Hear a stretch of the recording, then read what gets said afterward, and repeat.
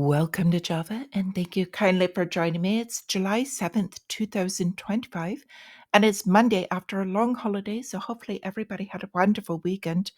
I've got quite a bit I've got to cover today. There is quite a bit moving the markets prior to the market. We'll go over all of that, but right now, the major mover is some love letters from Trump going out to some of the other countries, and we'll talk about that too. So, quite a bit to cover. Let's get started with what's going on in the markets. Now, we have hit extreme greed in the market. So that is what's moving everything for this past up to the last into the end of the week. Now, I called that one wrong. And I'm going to fully admit it. This was one of the ones where I got wrong because I saw it getting weak towards the weekend, into the weekend, seeing a few events that could have happened. Now, one of them being these letters that were released. And they were released, of course, after the market closed on Friday.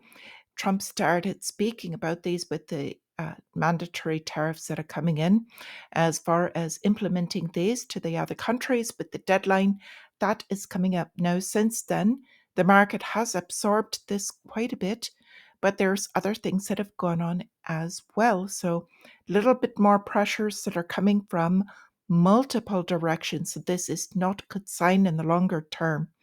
We're in a very fragile market, and it's really beginning to show the shaking instability and the cracks. So let's go through this morning. The 10-year yield, as well as the relative strength of the dollar, both up this morning slightly. Normally, this pressures stocks. So we're watching stocks up. They're beginning to look as if they're pressured. So even though they had a nice run last week, futures are against this continuance. They're showing that they should weaken a little bit more. Now we've got cryptocurrencies. Even though they're in the green at the moment, they have also pulled back since Friday. Now, what typically happens when you hit one extreme or another? Think about that. We are in an extreme greed phase, and the stock markets are all going up into resistance.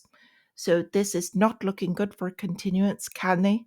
Of course, the market does what it wants to, and once in a while we'll get some crazy things, but the probabilities are against it. So we're looking at a bit of weakness and pulling back. Now, volatility increasing rapidly. Gold is under a bit of pressure. Oil, but that is because of supply. We'll talk about that in a moment. And as I said, the futures week. So the daily driver, even though I was off on my call, I think it was just a little bit early, because going forward, it looks like there's a lot of weakness. So we'll talk about these letters in a minute. As I said, they were sent after the market during a long weekend, and this is very typical if you do something major or for false flag in order to cover what is actually going on politically for some of these moves. So Trump came out saying that there would be an additional 10% for any BRICS supporters, anyone that he's saying is in an anti-American stance. Now, what he's targeting really is any moves against the United States currency, or as far as the treasuries. I got more word about those in a moment. So this kind of strength, or if you could interpret it as a little bit of bullying to the markets, is a boost for the United States dollar. Even so slightly, it did hit a bit of support, and so it's boosting the US dollar at the moment. Back to oil. We are getting a glut of supply from OPEC. They're saying they expect that the market can absorb this. Now, the interesting part in the background is that they are in an attempt to make their own trade deals with the United States president, who had asked them for lowering prices. So, easy way to do this is to boost the supply. Now, the problem with this is that more expensive production, for instance, shale, which is in the United States, the shale producers have to cut back. Now, this is kind of by design, and the reason this is because it extends the United States supply, as they use less expensive oil globally. So if you think about the dynamics of this, it makes a little more sense about what they're doing for the longer term. Now, not coincidentally, we've also got Netanyahu and Trump discussing this new Gaza deal going on. So a lot of things happening geopolitically. There also was a ship that was attacked with, they're saying, unknown projectiles in the Red Sea. So more issues still with the shipping, and they've kind of shoved this one under the decking, if you will, because they don't want this to affect the markets. Now, markets went up only slightly on the strong jobs report that came out that we were talking about the end of last week. So the odds of a Fed rate cut dropped. It's still, I believe, going to be September. They're watching jobs reports saying it's still strong at the moment, and they're pricing in only 2 cuts for this year. So with this, we've also got housing prices in the UK rising, but at a slower pace. So they're kind of leveling off. UK having a difficult time with their economy as well as the German economy. Now, the German industrial output actually was up.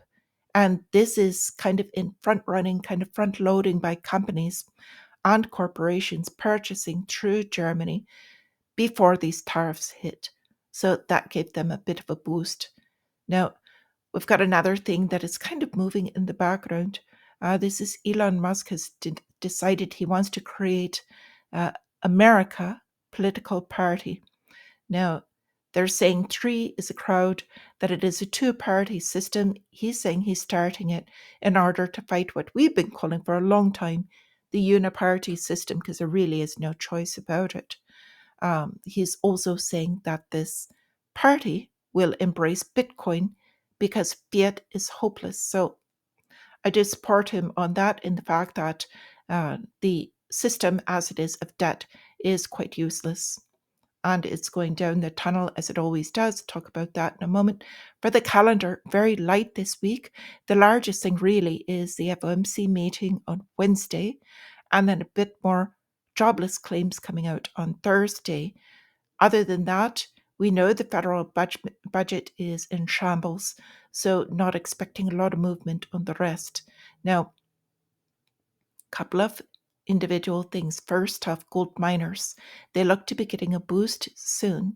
And if we're looking for a silver lining in this market, in particular, it looks like it could be silver very soon. I like this asset. I do own it, full disclosure, both of them. So I am positive both. Finally, I've been asked about miners for a long time. They've been quite stagnant. I think it may be about time, not financial advice, but they're looking quite good, but definitely holding these assets physically in your hand. Now we've got Tesla going down. They're voting no because this political party issue going on.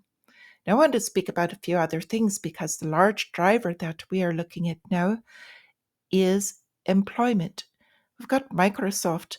They laid off, it was 4% of their central force, 9,000 workers. And the Xbox executive told the fired workers to go to AI for mental health help. So, kind of like a little bit of salt in that wound, if you would. So, we had this come out now that the mega bill, big beautiful bill, has passed. Expect a ton of short-term debt to be sold to finance the government's deficit. This is part of the shell game going on. So they're using short-term debt as opposed to the 30 years. We're going to watch massive moves in the 2-year yield. We're going to be watching more yield curve control coming into play here. I'll talk a little bit more about this in a moment. So, Trump said that countries that have not gotten deals, or at least inked out deals that are proposed, will get their letters by high noon today. We'll see if that has an effect on the market. And the real target that he put towards that 10% additional tariff was because right now the BRICS are meeting in Rio. So the Brazilian President Lula promised that BRICS would come out and work on developing a new trade currency. So, with him proposing this, it kind of angered the United States president because obviously it's threat to the United States dollar, which is in terrible shambles at the moment. We've got Peter Schiff, big gold bag, warning of a sharp sell off in US dollar treasuries and stocks. Very definite possibility on this credit freeze. Now, this is an excerpt from an article that really tells what's going on. It's a bit older, but still applies, as you can tell from the prices. It's talking about 100 years ago, gold was $20 per ounce. Recent years, between 1200 and 1900, that tells you how far it's behind, because right now it's about 3300. But the point of this is that it's not that gold has become so much more expensive. It is that the currency in which gold is priced in has depreciated so much. And this is what I've been trying to get across. Whether you're pricing it in the euro or whether you're pricing it in the US dollar, the skyrocketing so called price of gold is because the fiat currency has lost nearly 97% of the value since the Federal Reserve was created 1913.